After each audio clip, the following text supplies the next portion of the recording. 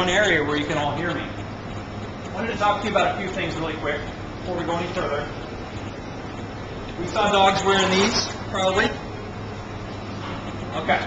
This thing that they were wearing, this is called an e-collar. E-collar, like the letter E.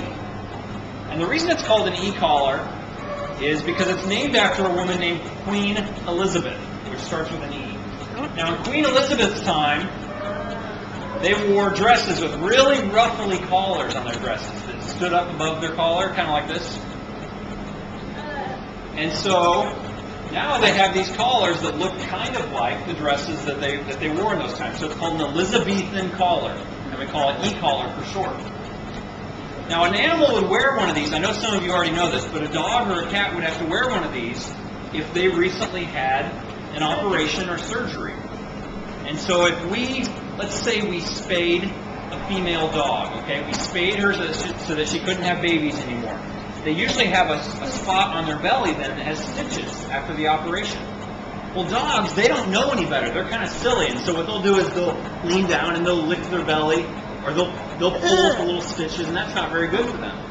So what we do is we put one of these e-collars on them, like this, and then when they try to lick their belly, they can't get to it. Or if they have an owie on their arm, they can't get to it. And so they wear it for a couple of days, or a little bit longer. It doesn't hurt them at all. It doesn't hurt them at all. It just makes it kind of funny for them. They're a little bit uncomfortable in it, but it doesn't hurt them. They can still eat. They can still go out for walks, and they can still try to play and stuff with these on. But then after a couple of days, we can take it off once that spot is all healed. I'm going to take one volunteer to wear this, okay? Would you like to come on up here?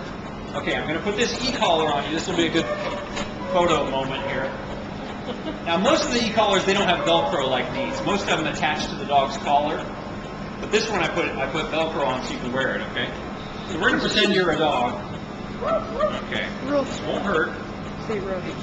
Say rough. Rough. Okay. Now, do we sound funny to you? Does everything sound funny? Is it loud? It's kind of loud. Everything's amplified when you wear one of these. So it's like a microphone. So is that why they bark? So because dogs have really big sense of humor.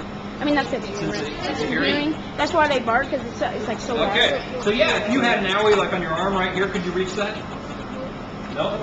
Couldn't rip the stitches out. What if they try to stick their foot in the thing? If they try to stick their foot in the thing? Well, some dogs can try to do stuff like that. But usually this solves it pretty well. So that's what this is. What's the name for it? E-collar. E-collar, that's right. So now you can impress your parents. We've even put e-collars on rabbits before. They're soft, they're not big like this, they're really tiny. Okay. The next thing I'm going to tell you about, wait right here.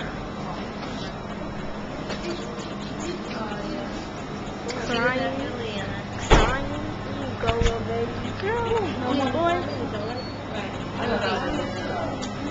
Alright, you got till 5, and then you got to turn it off and then turn it back on.